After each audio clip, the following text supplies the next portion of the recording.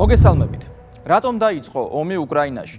ეს არის შეკითხვა, რომელიც ომის დაწყების შემდეგ არსებობს და რომელზეც ყველას თავისი პასუხი აქვს, საკუთარი პოლიტიკური გემოვნებიდან გამომდინარე. მაგრამ ერთია, ვის როგორი გემოვნება აქვს, გინდ პოლიტიკური და გინდ აპოლიტიკური. და მეორეა ის, თუ თავად კონფლიქტში ჩართული მხარეები რას ასახელებენ მიზეზად. დღევანდელი მოცემულობით როგორც რუსეთის, ისე შეერთებული შტატების მხარე ამბობს, რომ ომის მიზეზი უკრაინაში გახდა ნატოს გაფართოების საკითხი. ეს ყველაფერი კი დიდი ხნის წინ დაიწყო. უბრალოდ ჩანაწერის სახე ამ სურვილმა 2008 წლის ბუქარესტის სამიტზე მიიღო. ჯერ კიდევ ომამდე, 2022 წლამდე არაერთხელ ითქვა რუსეთის მხარის მიერ, რომ ეს მოცემულობა პრობლემური იყო. საფრთხეს უქმნიდა რუსეთის ეროვნულ ინტერესებს და შესაბამისად უკრაინა ნეიტრალური სახელმწიფო უნდა ყოფილიყო. დღეს კი ნატოს უკვე ახლანდელი გენერალური მდივანი ჯერჯერობით სიტყვიერად, მაგრამ ამბობს, რომ უკრაინა ნატოს წევრი ვერ გახდება. ნატოს გენერალური მდივანი ამ კომენტარს დონალდ ტრამპთან შეხვედრის შემდეგ აკეთებდა და მიზეზად შტატების პრეზიდენტის პოზიცია დააფიქსირა. მან დაადასტურა, რომ ტრამპი ნატოში უკრაინის გაწევრიანების საკითხს არ განიხილავს. ჟურნალისტის კითხვაზე მართლა მოხსნის თუ არა ტრამპი მოლაპარაკებების მაგიდიდან უკრაინის ნატოში გაწევრიანების საკითხს, რუტემ დადებითად უპასუხა. ეს განცხადება არ არის მხოლოდ განცხადება. არ უნდა გაგვიკვირდეს, რომ შტატებსა და რუსეთს შორის მოლაპარაკებების საბოლოო შედეგებიდან ერთ-ერთი სწორედ ისიც უნდა იყოს, რომ უკრაინამ უარი თქვას ნატოში გაწევრიანების სურვილზე. სხვა შემთხვევაში გენერალური მდივნისა და სხვა პოლიტიკოსების მიერ მსგავს განცხადებებს აზრი ეკარგება. ეს არის ერთგვარი ოვერტონის ფანჯრის პრინციპი. როდესაც უკრაინისთვის ნატოზე უარის თქმას თანმიმდევრულად უნდა მიეჩვიოს საზოგადოება. პროცესი გასაგებია, მაგრამ ჩნდება მთავარი შეკითხვა. საერთოდ რატომ იყო აუცილებელი უკრაინის ნატოში წევრობა? ისეთი მიამიტები იყვნენ ვაშინგტონსა და ბრიუსელში, რომ არ იცოდნენ ამას რა მოხდებოდა? როგორც ჩანს, იცოდნენ და მიზანიც არა უკრაინის ნატოში გაწევრიანება, არამედ ისეთი ვითარების შექმნა იქნებოდა, რომ ყველაფერი კონფლიქტით დასრულებულიყო. შემდეგ კი მხოლოდ ის უნდა ეკეთებინათ, რომ ეს კონფლიქტი გაეწელათ. ტრამპის პრეზიდენტად არჩევამ ეს გეგმა შეანელა, მაგრამ ევროპული ბიუროკრატია და ბრიუსელის პოლიტიკოსები მაინც ჯიუტად ცდილობენ, რომ უკრაინაში ომი არ დასრულდეს. ამით კი ტრამპს ყველანაირად ხელს უშლიან მოლაპარაკებების წარმოებაში. მაშინ, როდესაც ამერიკული მხარე ტრამპის, რუბიოსა და სხვა მაღალი ოფიციალური პირების სახით მაქსიმალურ დიპლომატიურობას იჩენენ რუსეთთან ურთიერთობაში, ევროპელი ბიუროკრატების განცხადებები და ქმედებები მაქსიმალურად რადიკალური და ზედაპირულია. მუდმივად არის საუბარი იმაზე, რომ რუსეთის ნდობა არ შეიძლება. ისმის ულტიმატუმები, მუქარები. საფრანგეთის პრეზიდენტი ერთ-ერთია ამ მიმართულებით. ყველასთვის ცხადია, რომ რუსეთისთვის მიუღებელია საზღვართან უცხო ქვეყნის სამხედრო ბაზები ნებისმიერი ფორმით. დიდი ალბათობით ეს საკითხი შტატებისა და რუსეთის მოლაპარაკებების საკითხებშიც დგას, მაგრამ ამის მიუხედავად მაკრონისგან ისმის. თუ უკრაინა ითხოვს მოკავშირე ძალების ყოფნას თავის ტერიტორიაზე, რუსეთის გადასაწყვეტი არ არის დათანხმდეს ამას თუ არა. მაკრონს ფონს აძლევენ სხვები კაია კალასისა და მისი მეგობრების პირით, რომ რუსეთს მშვიდობა არ სურს. რუსეთში მხოლოდ ომი უნდათ. მერე ბუნდოვან მომავალში რომელიმე ევროპულ ქვეყანას თავს დაესხმებიან, თუ ახლა უკრაინაში დაუთმობენ. ამ განცხადებებს, რომ დიპლომატიასა და რეალობასთან საერთო არაფერი აქვს და სამშვიდობო პროცესის ჩაშლისკენ არის მიმართული, გასაგებია. ომი და ომის გაგრძელება კი Deep State-ის ინტერესებში იყო და რჩება. არც ჯერ კიდევ 2006 წელს შემუშავებული გეგმა შეუცვლია ვინმეს, რომ ევროკავშირის შტატების კონკურენტი აღარ უნდა იყოს. ომი კი ერთ-ერთი საშუალებაა ევროკავშირის წამყვანი ქვეყნების კრიზისულ სპირალში შესაყვანად. ეს მოცემულობა კარგად ჩანს საფრანგეთისა და გერმანიის მაგალითზე. მართალია დღეს ტრამპია პრეზიდენტი, მაგრამ Deep State-ი არსებობას არ წყვეტს. მასთან ბრძოლა საკმაოდ შრომატევადი იქნება და ბევრი სირთულეც იქნება თანხლები. ამიტომაც არის, რომ საკუთარი მარიონეტების ხელით Deep State-ი ომის გაგრძელებას ცდილობს. არ აქვს მნიშვნელობა ომს როგორი ინტენსივობა ექნება, მთავარია სამშვიდობო შეთანხმება არ გაფორმდეს. სწორედ ამ მიზანს ემსახურება ევროკრატების გაუთავებელი განცხადებები იმაზე, თუ ვისი ნდობა შეიძლება და ვისი არა. დავუბრუნდეთ ისევ მარკ რუტეს. თუ უკრაინის ნატოში გაწევრიანების საკითხი შტატების პრეზიდენტის მიერ მოხსნილია, მაშინ ნატოში რომელიმე წევრ ქვეყანას შეუძლია ტრამპს აზრი შეაცვლევინოს? არა. შეუძლია უკრაინის პრეზიდენტს ზელენსკის ვინმეს აზრი შეაცვლევინოს და ტრამპს აუხსნას, თუ როგორ ძალიან სურს ნატოში გაწევრიანება. მით უმეტეს არა. ამას ემატება მწარე და სამწუხარო მოცემულობა. უკვე გაიჟღერა უკრაინის მხრიდან ტერიტორიების დათმობის საკითხმა. ეროვნული უსაფრთხოების საკითხებში შტატების პრეზიდენტის მრჩეველი მაიკ ვოლცი აცხადებს, რომ უკრაინას გარკვეული ტერიტორიების დათმობა მოუწევს მომავალი უსაფრთხოების გარანტიების სანაცვლოდ. ბედის ირონიით, ომის დაწყებამდე ერთ-ერთს, რასაც რუსეთის მხარე ითხოვდა, სწორედ უკრაინის ნატოში გაწევრიანებაზე უარი და მისი ნეიტრალიტეტი იყო. ნატოსთან დაკავშირებით შესვლილი რიტორიკისა და უკრაინასთან მიმართებით ახალი რეალობის შესახებ ნახეთ ანი ნადირაშვილის სიუჟეტი.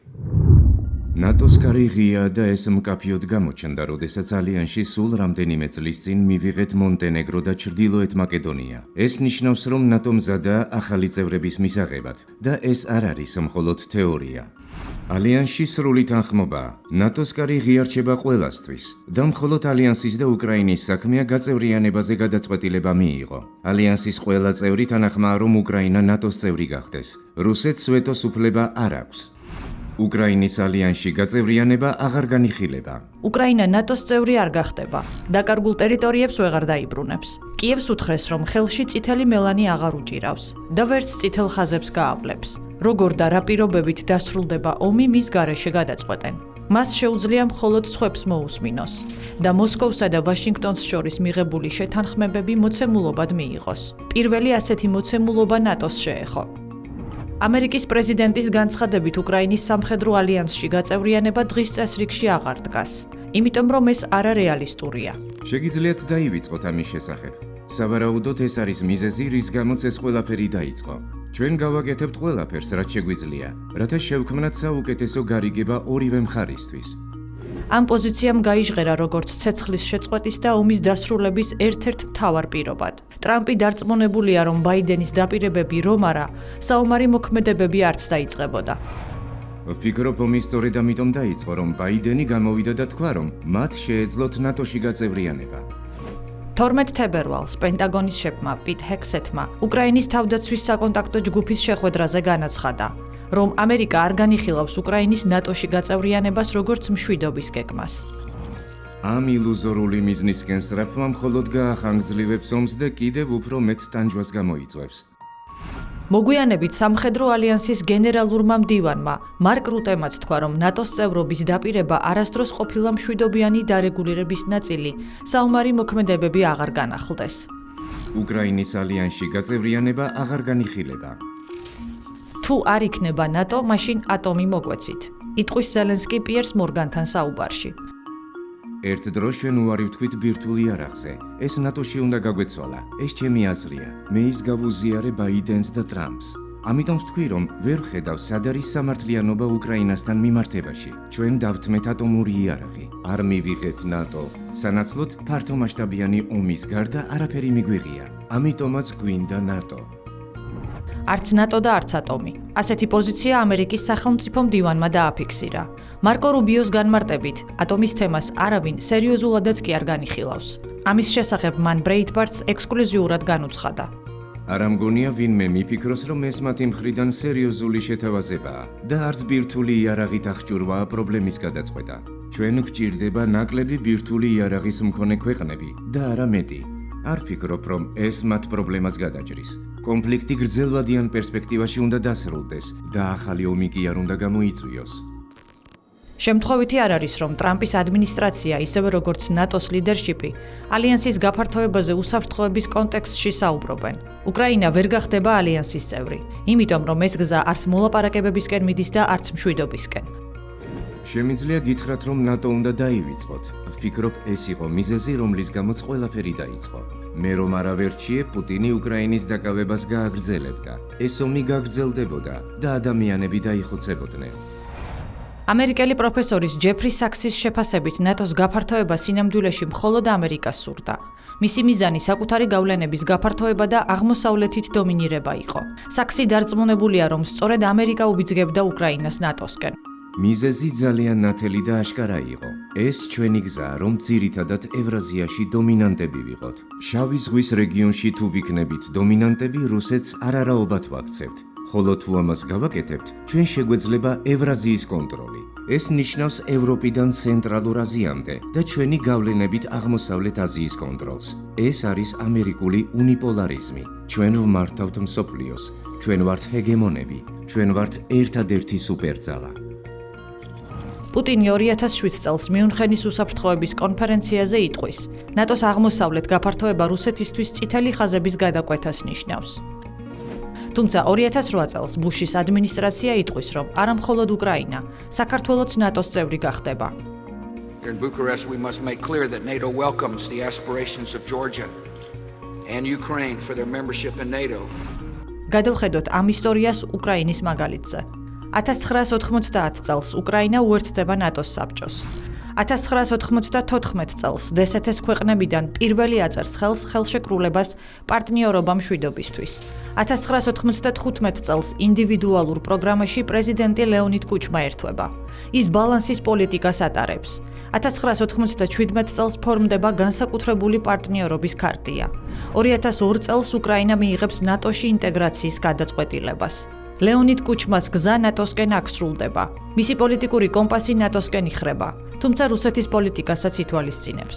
ის ბალანსის დაცვის მომხრეა. ნატოში გაწევრიანებაზე არ საუბრობს. ნარინჯისფერი რევოლუცია გარდამტეხი ხდება. პრეზიდენტი კი ვიქტორ იუშენკო და ნატოში გაწევრიანების განაცხადს სწორედ ისაკეთებს.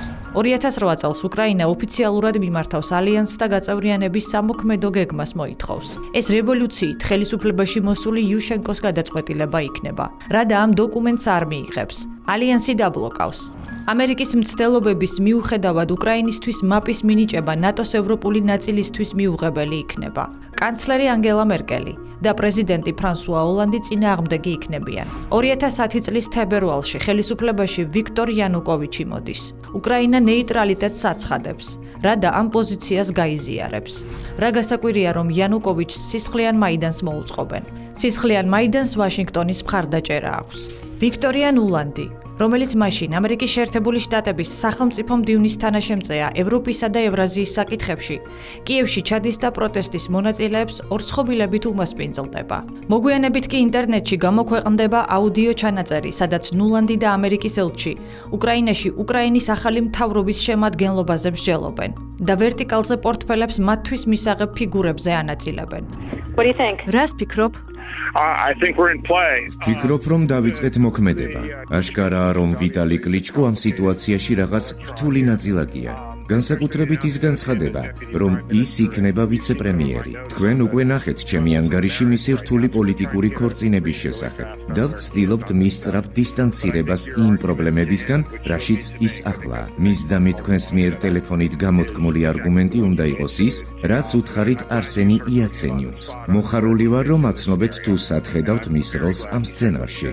ასევე მიხარია თუ რა იყო მისი პასუხი. Good. So, I don't think Klitsch should... კარგი, მიმაჩნია, რომ კლიჩკო არ უნდა იყოს ამ მთავრობის წევრი. ეს არც აუცილებლობაა და არც კარგი აზრია. Yeah, I mean, I guess... დიახ, ვფიქრობ, რომ ის შორს უნდა იყოს მთავრობისგან და თავად შეასრულოს საშინაო პოლიტიკური დავალება. პროცესმა რომ წინ წაიწიოს, ზომიერი დემოკრატები ერთად უნდა ყვავდეს. Moderate Democrats together. Oh, one more wrinkle for you, Jeff?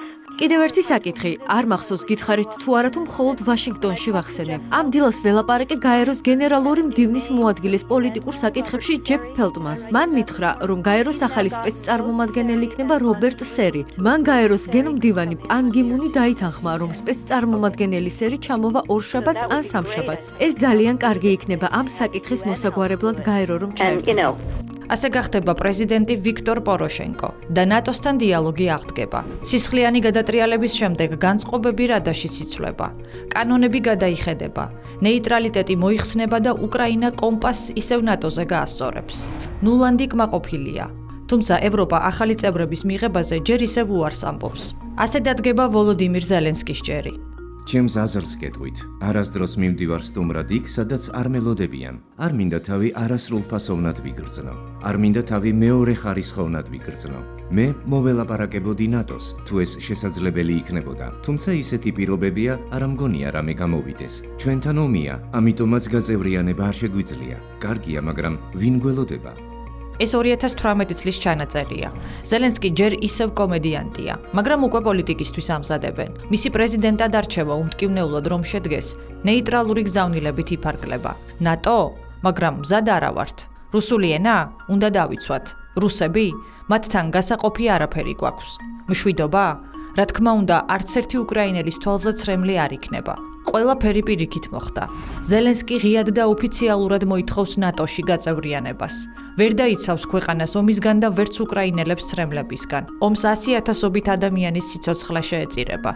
მაგრამ ჯერ 2021 წელია. ნატოს გენერალური მდივანი იენს სტოლტენბერგი აცხადებს, რომ ნატო უკვე აკეთებს და მზად არის გააკეთოს მეტი უკრაინის ნატოსთან დაახლოებისთვის. უკრაინა ქვეყნის მთავარ ამოცანად ალიანსში მის გაწევრიანებას ასახელებს.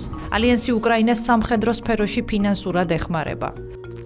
რუსეთის პრეზიდენტი იურიდიულ გარანტიებს ითხოვს, რომელიც ნატოს შემდგომ გაფართოებას აღმოსავლეთით გამორიცხავს, მათ შორის უკრაინის ალიანსში გაწევრიანებას. დასავლეთისგან მხოლოდ სიტყვიერი დაპირებები აღარ არის საკმარისი. საჭიროა კონკრეტული სამართლებრივი გარანტიები.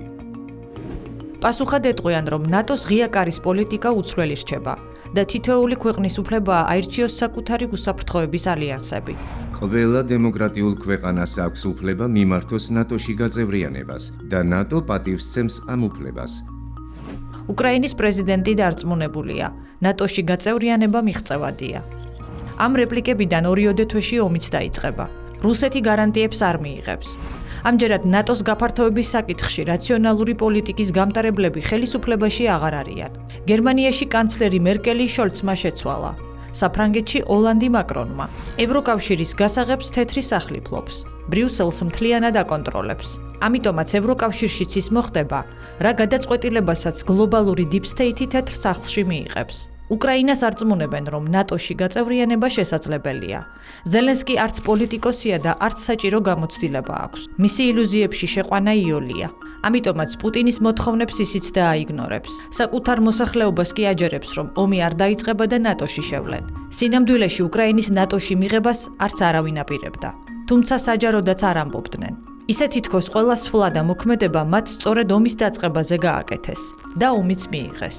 სკანდალურ განცხადებას მოგვიანებით ამერიკელი პროფესორი ჯეფრი საქსი გააკეთებს. 2021 წლის 15 დეკემბერს 1 საათიანი სატელეფონო საუბარი მქონდა ჯეიკ სალივანთან, თეთრ სახლში. ვთხოვდი, ჯეიკ, თავიდან აიცილეთ ომი. თქვენ შეგიძლიათ ომის თავიდან აცილება. რაც უნდა გააკეთოთ არის ის, რომ თქვათ, ნატო თავის რიგებში არ მიიღებს უკრაინას. და მან მითხრა, ნატო არ მიიღებს უკრაინას, ამაზე არ იდარდო. მე მას მოვუწოდე, ჯეიკ, ეს საჯაროდ თქვით. მან მიპასუხა, არა, ამას ვერ ვიტყვით საჯაროდ. უთხარი, ჯეიკ, თქვენ გექნებათ ომი იმის გამო, რაც არც კი მოხდება? მან მიპასუხა, არ იდარდო ჯეფ, ომი არ იქნება. რუსეთს გარანტიებს არ მისცემენ.